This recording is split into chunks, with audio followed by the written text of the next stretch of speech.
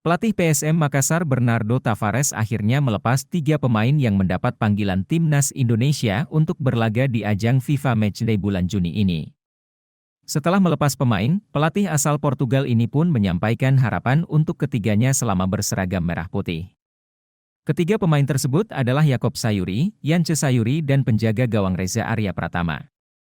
Mereka tergabung dalam 26 pemain lainnya yang mendapat panggilan untuk pemusatan latihan jelang laga menghadapi Palestina dan Argentina. Bernardo Tavares pun memberikan semangatnya untuk para punggawa Timnas Indonesia yang akan berlaga di ajang tersebut.